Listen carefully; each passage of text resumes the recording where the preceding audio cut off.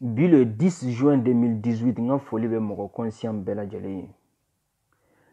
Foli temelen ko fe ka boy no amina na doni fo jumene kan bi o de ye maliden famba de tolendo jamakula. O kewale kele no sababu ya ye ka mogo do yere ban u yere ka haklina la. O kele no sababu ya ye ka mogo do yere ban tiena. O kele no sababu ya ye mogo do yere ta do u be ta fan min fe. O kama ame wele bla maliden nyuman bela jale ma. Président sigi min na keto flene ni a voti kan ka kɛ le 29 juillet. An b'a ɲini bɛɛ lajɛlen fɛ mɔgɔw ka taa mɔgɔ suganti ni faso kanu ye. Mɔgɔw ka taa mɔgɔ suganti ni u yɛrɛ ka hakilina ye, u yɛrɛ dalen don fɛn min na u ka taa mɔgɔ suganti ni o ye. Mɔgɔw kana taa mɔgɔ suganti k'a da nafolo kama. Mɔgɔw kana taa mɔgɔ suganti k'a fɔ ko jama de bɛ yan fɛ, n fɛnɛ ka taa yan fɛ. Mɔgɔw kana taa mɔgɔ suganti k'a fɔ ko Karim Masina ko ne ka taa voter nin de k'i bɛ taa o tigilamɔgɔ ta ka sɔrɔ e t'a dɔn o Karim Masina ni a tigilamɔgɔ bɛnna bɛnkan min kan. An b'a ɲini bɛɛ lajɛlen fɛ an k'an ka votiw kɛ ni faso kanu ye. An k'an ka votiw kɛ ni faso jɔ ŋaniyaw ye. An k'an ka votiw kɛ ni faso ka ɲɛtaga ŋaniyaw ye. An k'an ka votiw kɛ ni fasodenw lafiyali ŋaniya ye. An ɲɛ b'a la k'a fɔ mɔgɔ dɔw bɛ yen nɔ olu yɛrɛ t'u ta fan dɔn bilen ka sababuya kɛ mɔgɔ dɔw ka kɛwalew ye. An ɲɛ b'a la k'a fɔ maa wɛrɛw fana bɛ yen nɔ dimi kama olu bannen don ka sira ɲuman ta. C'est-à-dire juguya kama, c'est-à-dire ko dɔw kɛra olu la olu bɛ fɛ k'u ta dimi ɲɔgɔnna sara. O kama olu bannen don ka sira ɲuman ta. K'a fɔ de ko karisa ye dimi don ne la fo ne fana ka ko dɔ de kɛ min bɛ se ka ne ta ɲɔgɔnna bɔ a tigi la. O de ye k'a fɔ nin tigilamɔgɔ in bɛ nin fanfɛla in fɛ hali n'a y'a sɔrɔ ni o ye sira ɲuman de ye, hali n'a y'a sɔrɔ ni o ye ko ɲuman de ye jamana ma, ne tɛ taa o sira in fɛ, ne tɛ fara o karisa in kan. N fɛnɛ b'a kɛ cogoya la walasa n bɛ se ka dimi don a tigi la cogoya min na. F'an k'a dɔn k'a fɔ n'an y'an ka kow kɛ o sira la an bɛna na dimi don faso in de la. Wa maa min bɛ dimi don faso la i k'a dɔn k'a fɔ i ye dimi don i yɛrɛkun de fɔlɔ la. Sabula ka d'a kan faso in mana kɛ fɛn o fɛn a bɛ tila ka munumunu ka na e fasoden ka na e de sɔrɔ tuguni. N balimaw ne delila k'a fɔ ye ka tɛmɛ n ko jamakulu dɔ bɛ yen nɔ aw k'aw kɔlɔsi jamakulu in na kosɛbɛ. An ɲɛ b'a la k'a fɔ jamakulu in ka tiɲɛni a barika de bɛ ka bonya ka taa fɛ hali bi. Yɔrɔ politisiyɛnw ka jamakulu kɔfɛ yɔrɔ bɛɛ kɔni b'a dɔn olu bɛ kuma minnu fɔ an ɲɛna an'u bɛ minnu kɛ a caman tɛ kelen ye. Wa o politisiyɛnw ka jamakulu kɔfɛ n ka k'aw kɔlɔsi jamakulu min na. N'i y'o jamakulu ta k'a lajɛ i bɛ taa sɔrɔ o kɔnɔ c'est-à-dire mɔgɔw bɛ yen nɔ a bɛ fɔ olu ma ko vidéomaniw, dɔw bɛ a bɛ fɔ olu ma ko leaderw, dɔw ye activistes ye, dɔw ye chroniqueurs ye, dɔw ye journalistes ye, dɔw ye diinɛ ɲɛmɔgɔw ye, artistes bɛ a la, c'est-à-dire maa caman caman de bɛ jamakulu kɔnɔ. Maa minnu bɛ yen nɔ ko jama ɲɛmɔgɔw don, ko jama bɛ u nɔfɛ, k'u bɛ se ka mɔgɔ dɔw la convaincre, dɔw yɛlɛma ka kɛ tiɲɛw ye, ani ka tiɲɛ dɔw lagosi ka kɛ nkalonw ye. N ka k'aw kɔlɔsi o jamakulu ninnu na. O jamakulu in kɔnɔna la nɔ o maa caman de bɛ bi in na olu de ka tiɲɛni barika bɛ ka bonya, olu de bɛ ka kɛ sababuya ye ka mɔgɔw yɛrɛ bila fili la, mɔgɔw yɛrɛ t'a dɔn bilen u bɛ taa fan min fɛ. A caman de bɛ yen nɔ u b'a fɔ ko ale ka kɛlɛ ye maliko kɛlɛ ye, k'a sɔrɔ n'i y'a ta k'a lajɛ i bɛ taa sɔrɔ intérêt personnel ko kɛlɛ de don, walima mɔgɔko kɛlɛ u bɛ sɔrɔ ka o ni maliko ta k'o ɲagami ɲɔgɔn na. O kama n'u bɛ kuma min fɔ aw ɲɛna a ye kuma ninnu lamɛn ka ɲɛ kosɛbɛ kosɛbɛ. U bɛ kokɛta minnu kɛ a y'u ka o kɛwale ninnu lajɛ ka ɲɛ kosɛbɛ kosɛbɛ ka sɔrɔ ka aw hakili jagabɔ ka ɲɛ kosɛbɛ kosɛbɛ walasa aw bɛ se ka aw ta fan dɔn cogoya min na, walasa aw bɛ se ka sira ta sira min ni a bɛ kɛ hɛrɛ ye faso ni fasodenw bɛɛ lajɛlen ma. N'an m'o kɛ an bɛ taa sira ta sira min bɛ taa faso in bin dingɛ kɔnɔ, walima n'a ma faso in segin kɔfɛ a t'a la taa ɲɛfɛ. Fasoden ɲuman kelen kelen bɛɛ lajɛlen kan ka sira ta sira min bɛ faso kisi dingɛ kɔnɔ bin ani segin kɔ ma. Ne ɲɛ b'a la k'a fɔ an malidenw bɛ sira min kan n'an ma sira in yɛlɛma an bɛ taa faso in firi dingɛ kɔnɔ. An kɛlen don ka jeunesse diviser ka jeunesse fara ka bɔ ɲɔgɔn na ka kɛ fan fila ye. Ni min tɛ IBK fɛ diyagoya ko o bɛ Sumayila fɛ, ni min tɛ Sumayila fɛ diyagoya ko o bɛ IBK fɛ. An y'a ye k'a fɔ journalistes yɛrɛ fɛnɛ bɛ yen nɔ olu yɛrɛ fɛnɛ kɛlen don k'u fara fila ye k'u tilan ni maa fila ni ɲɔgɔn cɛ. Dɔw bɛ yen nɔ olu tɛ dɔwɛrɛ kɛ ka IBK ka ko ɲumanw sankɔrɔta ka Sumayila ka kow lagosi.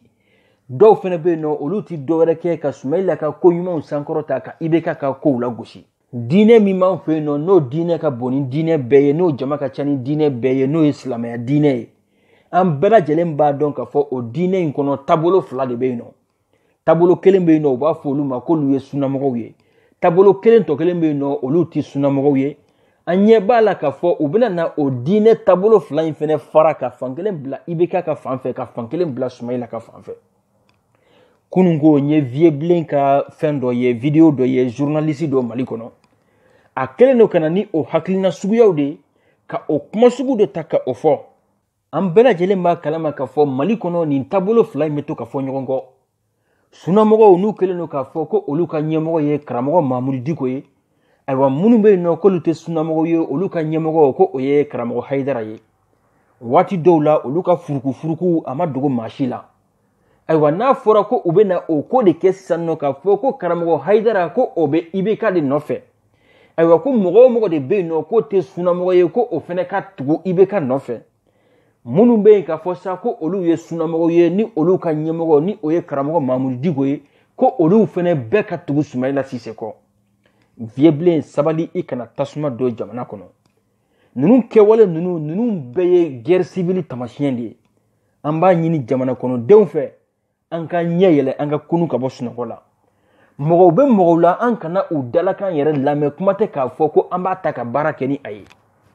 An ka baara kɛ ni an yɛrɛ ka faamuya ye ani an yɛrɛ dusukun. An kana fɔ ko an bɛ jamako de lajɛ ko jama de bɛ yan fɛ fo ne fɛnɛ ka taa yan fɛ sinon ne taara fan min fɛ o tɛ fan ɲuman ye. An ka jamana in lajɛ an ka jamana in kanu lajɛ an ka jamako ye k'a to yen ka mɔgɔko ye k'a to yen ka an yɛrɛ ka intérêt personnel ye k'a to yen. N'an m'o kɛ jamana in mana kɛ tɔɔrɔ sugu o sugu ye jamana in mana kɛ tiɲɛni sugu o sugu ye an ka da la k'a fɔ a tɔɔrɔ a n'a tiɲɛni a tɛ taa ka an dan dɛ. A tɛ taa ka an dan. Wa ni maa o maa ni kisira a fitinɛ ninnu na i taara diɲɛ fan o fan a bɛ to i kunkolo kɔnɔ a tɛ bɔ i kunkolo la. An ka jamana in lajɛ jamana bɛ se ka basigi ni ko min ye an k'olu ta an k'olu lajɛ. Ne ka kuma kun tɛ k'a fɔ ko Sumayila ka di n ye ou bien ko IBK ka di n ye ou bien ko Sumayila man di n ye ou bien ko IBK man di n ye. Ne ka ŋaniya ye jamana in basigili de ye.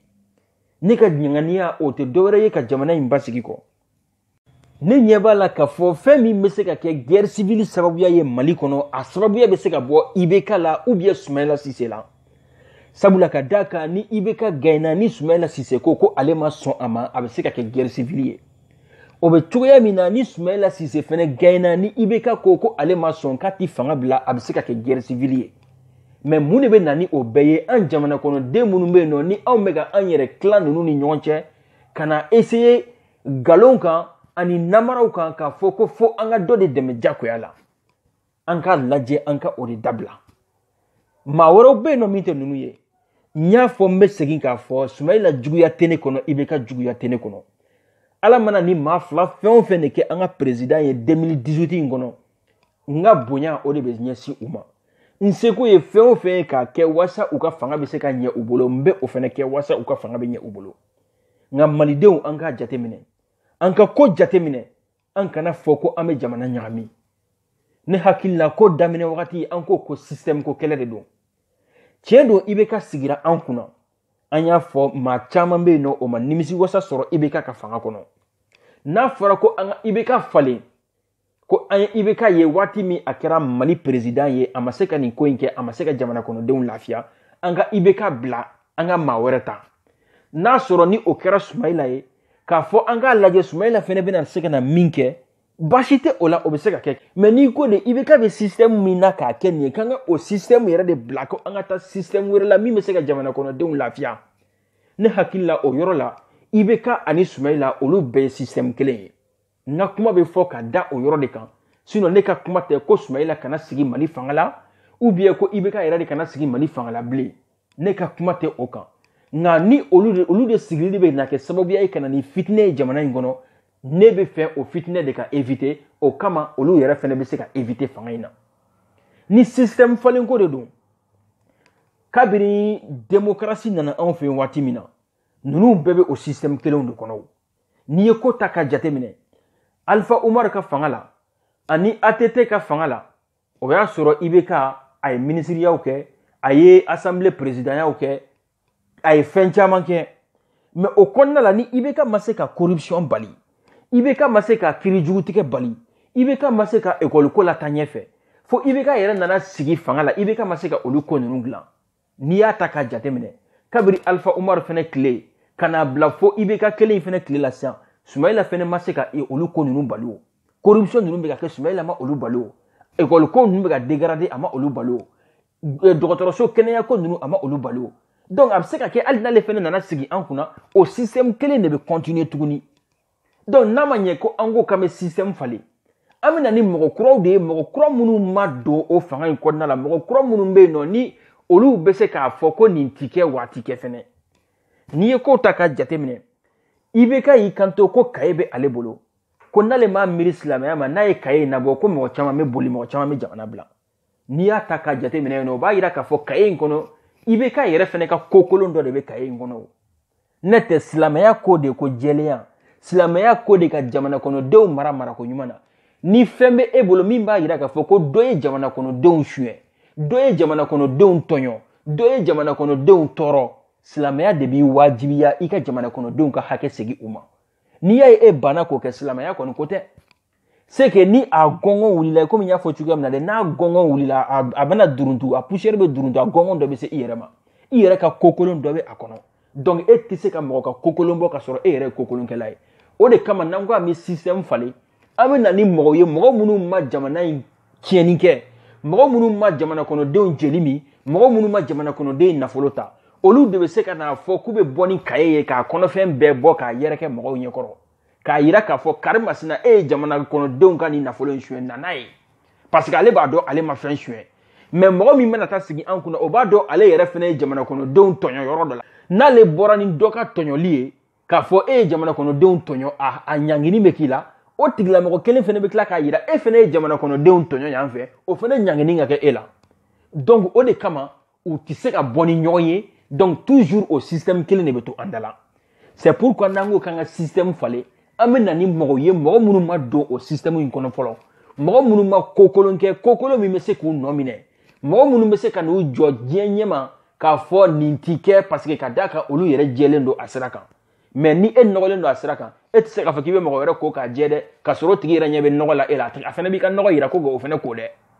ne ni mɔgɔ baden de kumana tile fila in na olu mɔgɔ caman kumakan ye mun de ye dɔw b'u kanto ko non ne ma voté IBK ye Soumaïla de bɛna gagner Soumaïla ko man di ne ye ne tɛ fɛ Soumaïla ka sigi fanga la donc mɔgɔ kelen min bɛ yen nɔ k'o bɛ se ka Soumaïla ci o ye IBK de ye donc n bɛ taa IBK fan fɛ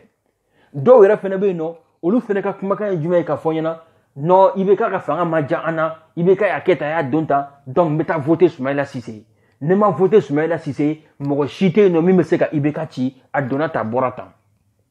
mɔgɔ dɔw yɛrɛ fɛnɛ bɛ yen nɔ an y'a ye mouvement in daminɛ kuma an ko système ko kɛlɛ in an b'o de la n ko changement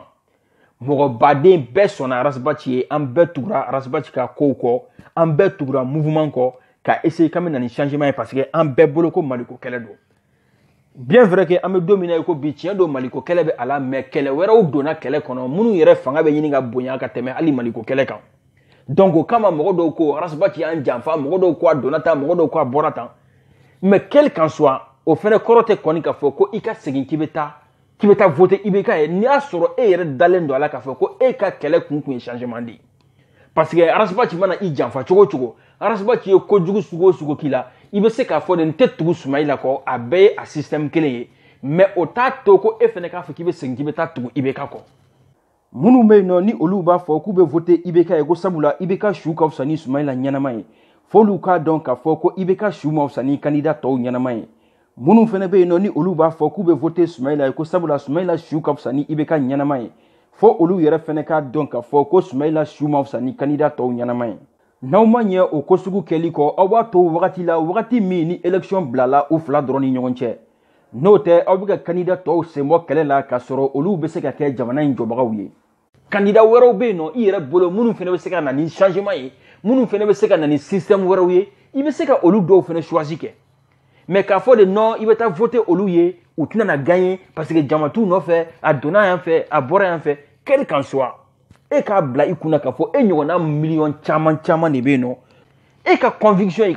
ne e dalen do ala ka fo ko ni tigi de be se ka na ni changement e dalen do ala ka fo ni tigi de tien tigi e dalen do ala ka fo jamana kono de hine be ni tigi de la e dalen do ala ka fo projet nyuma me ni tigi de bolo ta voter e bandi e ka to man ta voter oye ni tara voter e ni ala ya ke ko atemena e ni nyona chama ko au votera e ko atemena amana ta se deuxième tour là avec la voter e tuguni mais ni ala ya ke ko abina premier tour là matanye fe ko anana kesa no jako ya ibeka ni Soumaïla le deuxième tour là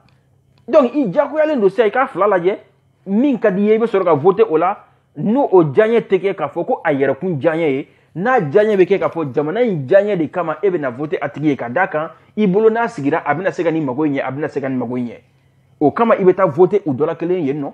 mais premier tour là ni ebe changement no fait changement min do système changement kante moko ko changement ma ou bien kante fanga ka yele ma change na ya soro système ka changement ne do donc maintenant il va laje mo munu yere be no ko olu te système koroma ngono ibe soro ka olu tigu laje mais ameni yoro en fene la me mi fo o mo nunu fene nyena o candidat nunu nyena na ya soro ko aw yere fene taye mali ko yere aw ba don tigi aw tise ka gagner Soumaïla Cissé koro aw ba don tigi aw tise ka gagner Ibeka koro mune kama aw yere dama fene te fara nyon ka troisième front ko créer ni Ibeka ya dama front Soumaïla Cissé ya dama front aw munu fene be no ko aw ma do olu ka système kono aw fene ka je ka fara nyon ka troisième front créer ke mo munu fene be no ko olu be système yere mali no fe olu fene be soro ka je ka ta voter aw ye aw ka laje aw ka benkola aw ka kelen choisi aw tela ka o tigila mo ke aw ka nyemo ye maintenant ni o tigi kera aw ka président ye aw to munu be no ko aw be changement no fe ni mimba do ko ale be se ka nobo kenaya ko de la o be tabla santé kuna o be nobo ye no ni mimba do kale be se ka nobo école de kuna o be tabla éducation kuna o be nobo ye no ni mimba do ka fo kale be se ka nobo sene ni bagamara de kuna o be tabla o kuna ye no donc ni mimba do ka be se ka nobo yorom na o be soro ka olu bla ye no abanga jamana glanga di ama mais ni aw fene ma o kessa no aw dumba do tigi aw kelen manata aw titime premier tour kan aw be ci deuxième tour la sa no aw be na obligé de kata aw fara Soumaïla Cissé kan ou bien ka obligé kata aw fara Ibeka kan ni aw tara fara olu ka bena na ke mun ye sisan ou be ta posuni do ta ka di aw ma jako ya aw ba ta olu ka dabada de ma ko jakmani sago ba ka nono la ale gayna ka fanga la donc na yi bla yoro mina ni ma ke asago la be kla ki jigin abo no tuguni ibe se ka mun ke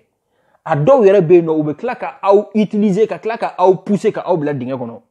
tel que iba fo min kera Moussa Marala hali sini Moussa Mara togo bi ka tien avion ko ina ko ay galon tige assemblée kono aya donta aya bota hali sini a togo bi ka tien no parce que ibla la ka bla poste do la ani ibla la erreur do kono erreur mi mi togo tien fo yoro mi maintenant ya soro ikma do a gouvernement sugu kono i togo kun na tien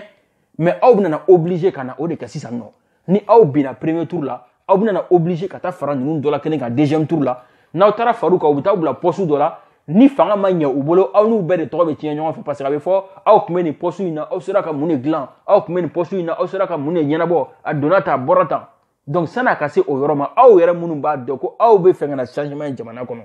aw yo jaw ka fara nyonga be ki ka orgueil ka toyi be ka fauteuil ye ka toyi parce que fauteuil mo kelen ne be se ka siga kan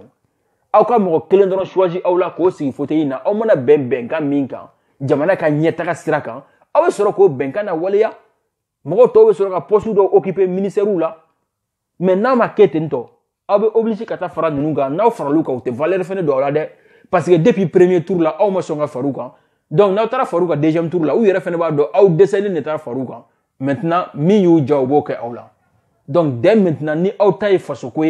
aw fene ka je aw ka front formé si no au troisième front aw ko nana aw ka projet wi aw be fenga na minga jamana kono dewe aw be fe mini minga dabla ay na aw ko explication di ama na ya ye ko sebe ko do ko akay ni Ibeka ka projet wi akay ni Soumaïla Cissé ka projet wi donc an be soro ka tugu ako mais ni aw mo ke aw kelen tanto aw teta yoro la de donc ni ye o yoro ko nyefo o candidat nunu fene nyana ame kuma fo benyana an tay faso ko de an tate mogo ko ye a kera mogo sugu de ko de nana sigi an ga président la an ga deme mi be se ka sa tigi ma wala sa jamana mi be se ka nye wala sa jamana mi be se ka basigi an be o de ke wa sisan no an be se ka nyefoli munu fene ke mogo nyana munu be se ka mogo kisi fitne ko ma munu be se ka mogo kisi balawu ko ma minnu bɛ se ka mɔgɔw kisi jamana in filili la dingɛ kɔnɔ ma an bɛ o ɲɛfɔliw kɛ mɔgɔw ɲɛna an ka ɲɛfɔli kun tɛ ko dɔ ko ka di an ye ko dɔ ko man di an ye Soumaïla ni IBK a bɛɛ dama ka kan ne bolo présidentya la système ko ta fanfɛla la mais an ye IBK kɔni ye a sigira fanga la a ye min kɛ an y'a ye an ma Soumaïla kɔni fɛnɛ ta ye mais ni système ko kɔni don a bɛɛ ye kelen ne bolo système ko la parce que a si tɛna se ka na corruption kɛlɛ ka s'a dan na a si tɛna se ka na favoritisme c'est-à-dire n'o de ye kiiritigɛ yɔrɔw ni fɛn ninnu olu fɛnɛ k'o ko kɛlɛ ka s'a dan na k'a fɔ de ko ni karisa dɔnbaga ye nin ye ko ka daja o la ko kana daja dɔ in na nin bɛɛ bɛ se ka kɛ kelen ye nin bɛɛ y'a système kelenw ye an b'o kuma tiɲɛ fɔ ɲɔgɔn ɲɛna k'a fɔ ko waati min na Alpha Umar Konare nana sigi présidentya la yanni Alpha ka sigi présidentya la Alpha tun bɛ Musa Tarawele ka gouvernement kɔnɔ mais mɔgɔ si tun tɛ Alpha denkɛ mala dɔn mais Alpha nalen sigi présidentya la bɛɛ y'a dɔn mala kɛra min ye quelques mois seulement a ye jalabaw ta ka kɛ fɛnbaw ye ka postubaw occuper o bɛ cogoya min na sani ATT fɛnɛ ka sigi fanga la mɔgɔ tun tɛ ATT denmuso mabɔ ninnu ni fɛnw dɔn mais ATT nana sigi fanga la olu tɔgɔw ma taa diɲɛ fantan naani bɛɛ la u bɛ baara di mɔgɔw ma u bɛ mɔgɔw bɔ o place la u b'a don yan fɛ u b'a bɔ yan fɛ u taara wariba fêter yan fɛ dɛ u y'a kɛ tan u y'a kɛ tan o fɛnɛ bɛɛ kɔfɛ tuguni ka IBK fɛnɛ to Alpha ka gouvernement kɔnɔna la ka IBK to jamana in ministre fɛnya la premier ministre yaw ni assemblée présidentielle ni fɛnw na mɔgɔ si tun t'a denkɛ Karim tɔgɔ fɔ mɔgɔ si tun t'a dɔn mais IBK nana sigi fanga la sisan nɔ a denkɛ Karim o tɛ ka ko bɛɛ gérer wa o tɔgɔ tɛ fan bɛɛ fɛ wa donc c'est la même chose c'est le même système hali ni Soumaïla Cissé fɛnɛ nana aw bɛna n'a denw tɔgɔ mɛn aw bɛna na fɛn wɛrɛw mɛn a balimaw fɛnɛ ka ko ni fɛn wɛrɛw la donc an kana fɔ ko an bɛ bɔgɔ siɲɛ ka kɛ bin kan peut-être a bɛ se ka kɛ de mɔgɔw ka kumakan kɔfɛ a bɛ se k'a yɛrɛ minɛ ka bɔ o ko sugu ma sinon ni kow tora o cogo la ten le même système va continuer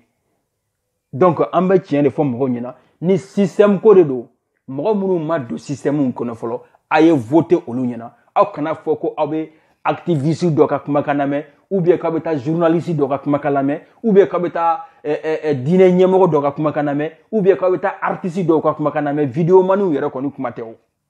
a ye ko kɛ ni aw yɛrɛ ka conviction ye c'est-à-dire aw yɛrɛ dusukun dalen don fɛn min na k'o ye jamana jɔ sira ye a ye baara kɛ ni olu ye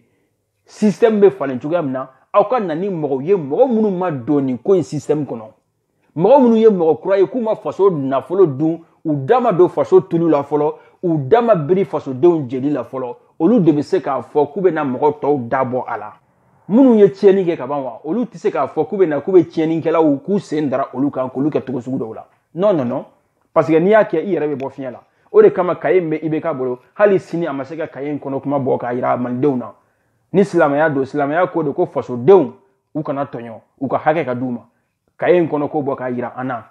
an ka hakɛ bɛ min bolo a ka minɛ o la ka di an ma mais n'i y'a ye o tɛ ka se ka kɛ ale yɛrɛ ka fɛn dɔ bɛ kaye in kɔnɔ de donc a b'o cogo de la ten minnu ma don système kɔnɔ olu de bɛ se ka na kaye kɔnɔ kuma jira an na hali bi ala ka hakili ɲuman di an ma ala ka faamuyaliko ɲuman di an ma an bɛ jamana in basigili de fɛ an tɛ kɛlɛ fɛ Mali in na an tɛ tɔɔrɔ fɛ Mali in na an tɛ ɲani fɛ Mali in na vote ka kɛ n'a y'a ye toujours an bɛ sensibilisation kɛ mɔgɔw kana bɔ ka t'i yɛrɛ faga ninnu ye a kun tɛ k'a fɔ ko côté kelen de ko don k'a fɔ de ko IBK de gagnera ko opposition ou bien mɔgɔ wɛrɛ ka bɔ k'a fɔ de ko a b'aw labɔ a ye bɔ an ka taa manifester a ye bɔ an ka taa kɛ tan an ka kuma bɛ olu de nɔfɛ aw kana bɔ ka o kɛ k'a fɔ de fɛnɛ ko IBK de perdira ko opposition mɔgɔ dɔ de gagnera a kɛra Soumaïla Cissé wo a kɛra candidat wɛrɛw ye wo ou bien a kɛra mɔgɔ kura minnu yɛrɛ y'u présenter ko olu sera ka fara ɲɔgɔn kan ko ka na ko ka gagner ko IBK k'a fɔ ko a tɛ fanga in bila ko a b'a fɔ ko a ye bɔ aw ka taa manifester aw ka taa kɛ tan aw kana kɛ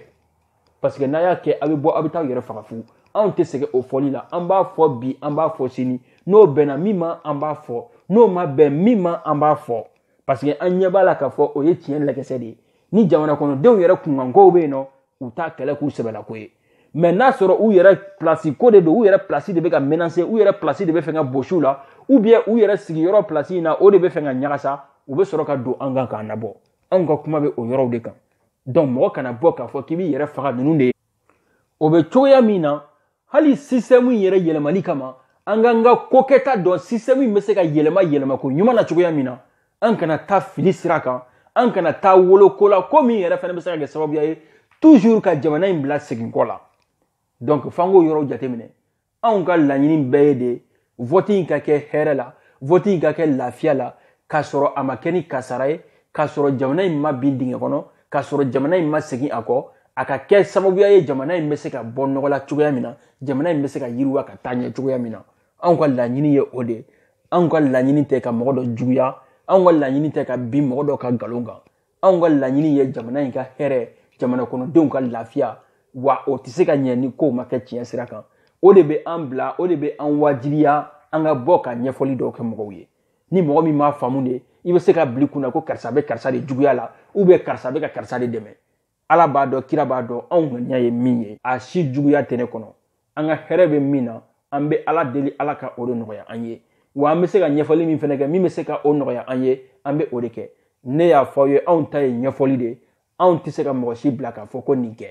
an bɛ ɲɛfɔli de kɛ mɔgɔw bɛ se ka faamuyali sɔrɔ a la cogoya min na faamuyali sɔrɔlen kɔrɔ kɔfɛ bɛɛ ka décision b'i yɛrɛ bolo wa bɛɛ wasalen don i ka décision na n'a kɛra fɛn min ye fɛnɛ ayiwa i yɛrɛ de bɛ tila k'a dɔn k'a fɔ n ye nin ko in kɛ a ɲɛna n ye nin ko in kɛ a ma ɲɛ kuma ye o de ye k'o ɲɛfɔ ala ka faamuyaliko ɲuman di an ma hali bi ala ka jamana in basigi ala k'an kisi fitinɛ ma ala k'an kisi fitinɛ ma ala k'an kisi fitinɛ ma kuma ye o de ye k'o ɲɛfɔ hakɛto bɛ o la sɔli ala muhamadu